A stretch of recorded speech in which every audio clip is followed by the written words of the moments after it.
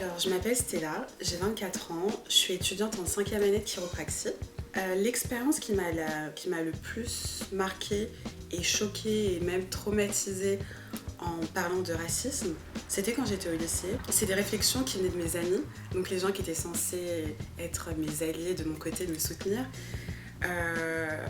C'était des réflexions du genre « Ah mais Stella, t'es trop une bounty et tout ». Je comprenais pas ce que ça voulait dire sur le moment, j'ai dit « Ah genre une bounty, genre c'est quoi et tout ». Et en gros c'est le fait d'être blanc à l'intérieur et noir à l'extérieur. Mais ce genre de réflexion s'est accompagné de mots tels que Ah mais Stella, t'es hyper civilisée pour une noire ». Ou Ah mais Stella, t'es belle pour une noire. Il y avait toujours le pour une noire. Jamais genre Stella, t'es belle ou Stella, t'es intelligente ou tu t'exprimes bien. Non. Stella, t'es civilisée pour une noire. Et ça, c'est des termes qui m'ont vraiment choquée et marquée. Parce que c'est vrai qu'en plus, j'étais dans un lycée privé, ce qui fait qu'on était très peu de noirs comparé à la majorité blanche. Donc pas forcément de moyens de se défendre. T'es là face à un groupe qui t'attaque pas parce que ça se veut bienveillant, ça se veut... C'est tes potes. Donc ils te disent même pas ça méchamment, ils pensent sincèrement te faire un compliment à ce moment-là. Genre, ils pensent que là, tu vas te sentir enjaillée, tu vas kiffer. Genre, ouais, il m'a dit que j'étais belle pour une noire. Donc ça, c'est des réflexions que j'ai toujours mal pris dès le début. Ça m'a toujours blessée en fait, au fond, parce que j'ai toujours pensé à ouais, mais ma mère, ma cousine, elles sont noires. Enfin, mes cousines, elles sont noires, elles sont pas belles, elles. Et mes amis qui sont noirs, enfin bref. J'ai toujours compris qu'il y avait un truc qui clochait dans ce genre de discours. Et voilà, j'ai toujours mal réagi, j'ai toujours dit à mes potes, mes amis de l'époque, bah non les gars, écoutez, là vous êtes en train de m'insulter, ça se fait pas dire des choses comme ça. Après j'étais jeune, j'avais 16-17 ans, j'étais pas armée, j'avais pas forcément les arguments ni l'expérience pour me défendre comme il faut. En plus de ça, j'ai aussi entendu des termes comme « Ah mais toi Stella, tu ressembles pas au Niafou de Châtelet ». Et quand je dis « Mais ça veut dire quoi ?»« Mais ouais, mais tu mets pas des perruques bizarres, t'es pas sauvage ». Sauvage, le terme qui était naturellement associé aux personnes noires. Ouais, c'est un truc qui m'a vraiment marqué et je pense qu'il a contribué à faire la personne que je suis maintenant, qui lutte comme elle peut contre ce genre de discrimination.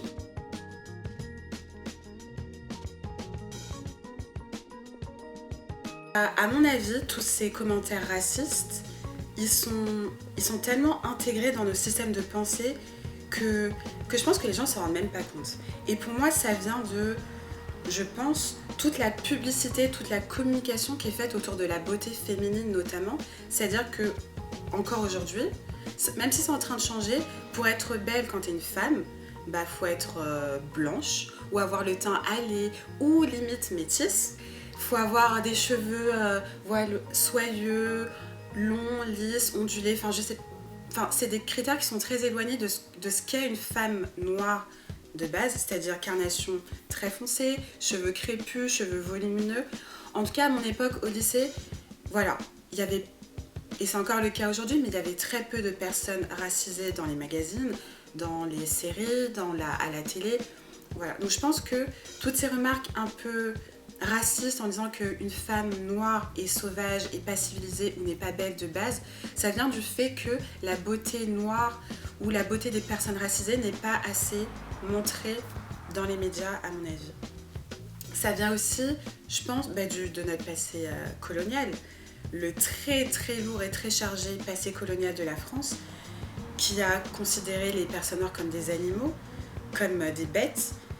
Et on le voit encore aujourd'hui dans des adjectifs qui sont associés aux personnes noires comme sauvages. Aujourd'hui, si j'entendais ce genre de remarques adressées à moi, comment je réagirais? Je pense que... D'ailleurs, en fait, ça arrive encore. Pas civilisé, mais t'es belle pour une noire, ça arrive encore. On le dit pas aussi frontalement.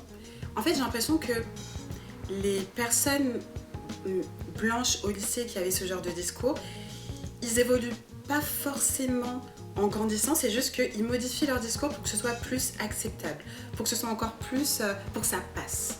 Quand je drague des garçons, parfois ils sont blancs, enfin on n'est pas de la même ethnie, et qui me disent sans complexe « Ah mais je suis jamais sortie avec une femme noire et tout, j'avoue... » Enfin, ça dépasse la curiosité, c'est comme si ça changeait quelque chose en fait. Comme s'il y avait, ils allaient découvrir un nouveau pays, ils allaient voyager, ça allait être exotique, je sais pas. Mais ça, c'est le genre de discours que j'entends à l'heure aujourd'hui d'hommes de entre 20 et 25 ans. Donc comment je réagis? Encore plus mal. Encore plus mal parce que maintenant j'ai plus le temps. J'ai pas le temps d'éduquer les gens, de m'infliger ça en fait. Je pense que je mérite mieux. Donc si la personne en face de moi elle n'est pas apte, enfin elle n'est pas suffisamment consciente de ce que peut engendrer ce genre de remarques, du fait que ça peut me blesser, que ça peut m'atteindre, de ce que ça peut me faire, bah, je passe mon chemin. Voilà.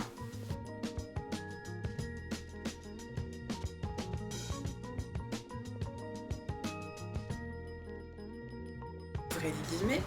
D'habitude, je suis pas fan des Renois, mais toi ça va. Donc ça, c'est une phrase que j'ai entendue je ne sais combien de fois. Déjà, le mot Renois, on a peur de dire noir, on essaye de pas trop choquer parce que noir c'est un gros mot, donc on va dire Renois pour que ça passe. Cette espèce de peur qu'on a d'utiliser le mot noir comme si c'était un gros mot, comme si c'est quelque chose qu'il fallait pas dire, comme si ça mettait en lumière pas mal de problèmes qu'il y a dans notre société. Donc pour pas dire le mot noir, les gens ont tendance à dire voilà, Renois, comme pour se soulager, ou alors black. Mais alors noir, non, noir, noir il faut pas le dire.